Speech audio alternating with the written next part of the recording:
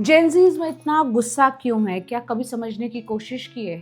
थोड़ा समझते हैं। आपने बीए किया, बीकॉम किया या बीएससी की, 3 साल पढ़ाई की, डिग्री मिली, लेकिन क्या आपकी डिग्री आपको आपकी जो आपने एजुकेशन ली, आपकी जो पढ़ाई से जुड़ी नौकरी आपको दिला रही है? अगर जवाब है नहीं, तो आप अकेले नहीं हैं, क्योंकि जो नीति आयोग है उसकी एक नई रिपोर्ट सामने आई है, री इमेजिनिंग स्किलिंग फॉर विकसित भारत है 2047। उसने उस रिपोर्ट ने भारत की जो एजुकेशन सिस्टम है हमारा और जो जॉब मार्केट के बीच एक बहुत बड़ा गैप है उसको सामने रखा है। और इस रिपोर्ट का एक आंकड़ा जो है वो खास तौर पर बहुत ही चौंकाता है।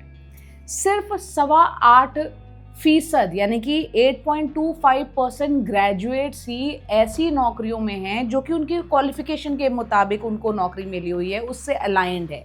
लेकिन यहाँ पर एक बात बहुत ध्यान से समझिए कि जो 8.25% बेरोजगारी का ये आंकड़ा नहीं है, इसका मतलब ये है सीधे तौर पर कि सिर्फ इतने ग्रेजुएट्स यानी कि अपनी क्वालिफिकेशन से सीधे जुड़ी हुई जॉब में है, यानी कि 8.25% जो ग्रेजुएट हैं उनको वो नौकरियां मिली हैं जो कि उन्होंने जिसकी डिग्री हासिल की है उससे रिलेटेड जॉब मिली है।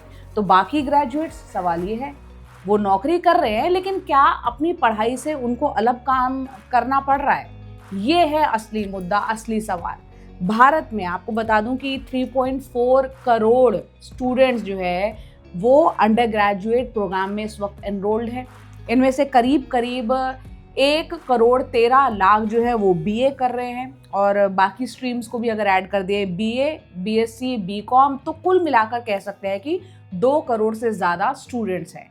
अब सोचिए, इतना बड़ा युवा वर्ग, इतनी बड़ी युवा पॉपुलेशन को अगर डिग्री तो मिल रही है लेकिन उसके साथ जो जॉब रेडी स्किल्स जो है वो नहीं मिल रही, तो इसका असर सिर्फ एक स्टूडेंट पर नहीं पड़ेगा। आप सोचिए, इसका काफ़ी लंबा लॉन्ग टर्म इम्पैक्ट पड़ता है और साथ ही तात्कालिक भी पूरी जो इकोनॉमी है उस पर असर पड़ेगा। अब आते हैं अनएम्प्लॉयमेंट की भी बात कर लेते हैं, यहाँ पर बेरोजगारी की।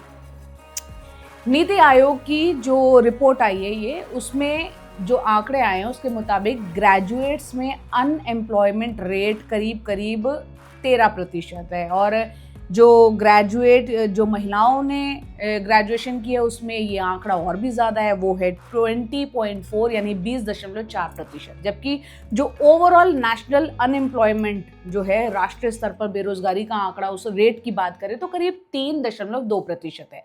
यानी पढ़े लिखे होने के बावजूद नौकरी का जो संकट है वो खत्म नहीं हो रहा।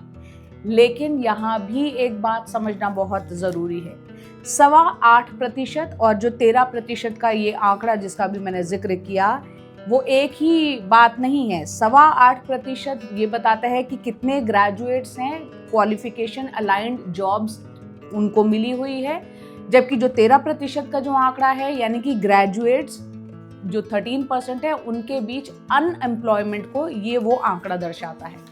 यानी कि भारत की समस्या सिर्फ ये नहीं है कि नौकरियां यहाँ पर कम हैं हमारे देश में, समस्या ये भी है कि जो पढ़ाई इस वक्त बच्चे कर रहे हैं, छात्र कर रहे हैं, वो नौकरी के बाजार, उसकी जो नौकरी की जो जॉब मार्केट है उसकी ज़रूरत से कितनी जुड़ी हुई है, इस पर बहुत गौर करने की इस वक्त ज़रूरत है। नीति आयोग खुद कह रहा है शायद इसी वजह से जो सरकारी नौकरियां हैं उसकी दौड़ इतनी बड़ी यहाँ पर दिखाई देती है हमारे देश में।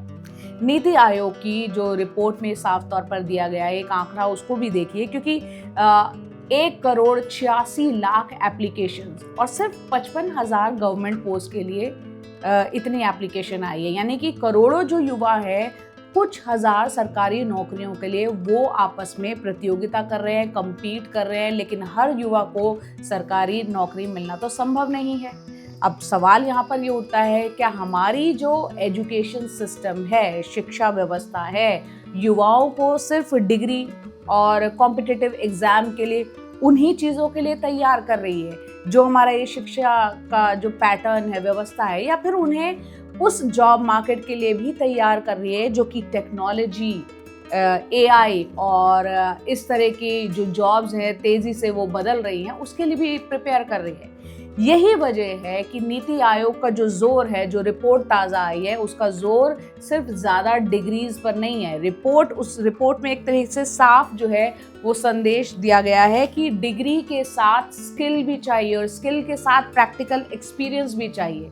और एजुकेशन सिस्टम हमारे यहाँ पे इस तरीके का है कि एजुकेशन को इंडस्ट्री से अब जो वक्त आ गया है कि जोड़ना होगा। कॉलेज के दौरान जो अप्रेंटिसशिप जिसे कहा जाता है उसको बढ़ाना होगा। करिकुलम जो है वो वक्त के साथ उसको बदलना होगा। बदलती हुई इंडस्ट्री की ज़रूरत के हिसाब से उसको करिकुलम को भी अपडेट करना होगा।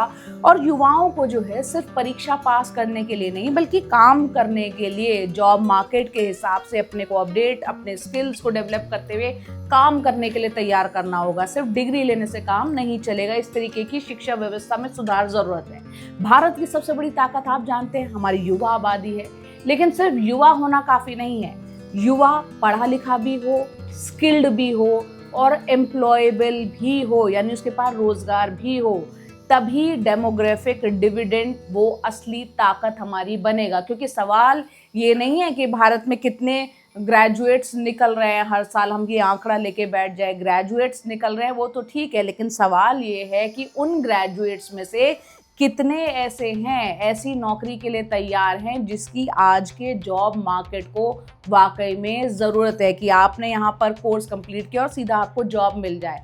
अगर डिग्री लेने के बाद भी युवा ये पूछने को बल्कि मजबूर हो रहा है कि हम नौकरी के लिए मुझे क्या सीखना होगा, तो समस्या उस युवा की नहीं है, समस्या हमारे सिस्टम की है। हमें अपनी एजुकेशन सिस्टम को डिग्री देने से आगे बढ़ाकर बल्कि स्किल और एम्प्लॉयमेंट से उसको कहीं ना कहीं जोड़ना होगा। इस पर बहुत सोचने की ज़रूरत है और इस पर बात आज मैंने इसलिए भी की आज क्योंकि ये इंडियन एक्सप्रेस अखबार में पूरी की पूरी एक डिटेल्ड रिपोर्ट है नीति आयोग की। NITI Aayog degrees like BA, BSc, BCom have week job linkages need reforms, बाकायदा पूरी डिटेल रिपोर्ट आप भी जाके पढ़ सकते हैं और उसको सिंप्लीफाई करके मैंने आपको समझाने की कोशिश की है। नीति आयोग की जो ताज़ा रिपोर्ट है उसके मुताबिक ये एक चिंता का कारण है कि बच्चे जो है, छात्र जो है ग्रेजुएट हो जा रहे हैं, पोस्ट ग्रेजुएट हो जा रहे हैं, लेकिन जो जॉब मार्केट में जो स्किल्स चाहिए वो उनके पास नहीं होती, इसलिए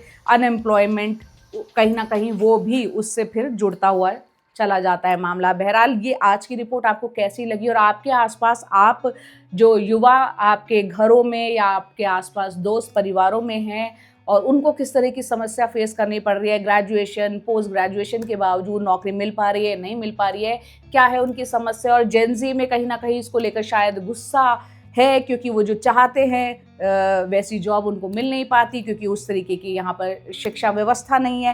बहरहाल इन तमाम मुद्दों पर बात करना बहुत ज़रूरी था, वो भी आंकड़ों के हिसाब से, और ये आंकड़े जो हैं वो नीति आयोग के हैं, जो कि मैंने तमाम आंकड़े आपके सामने रखे। आपको ये रिपोर्ट कैसी लगी ज़रूर बताइएगा और अभी तक आपने मेरा चैनल सब्सक्राइब ना किया हो तो जया कौशिक रिपोर्ट्स को ज़रूर सब्सक्राइब कर ले, चैनल को लाइक करें, सब्सक्राइब करें और हो सके तो ज्वाइन करें, मेंबरशिप ज़रूर ले लें। फिलहाल मेरे साथ इतना ही, नमस्कार।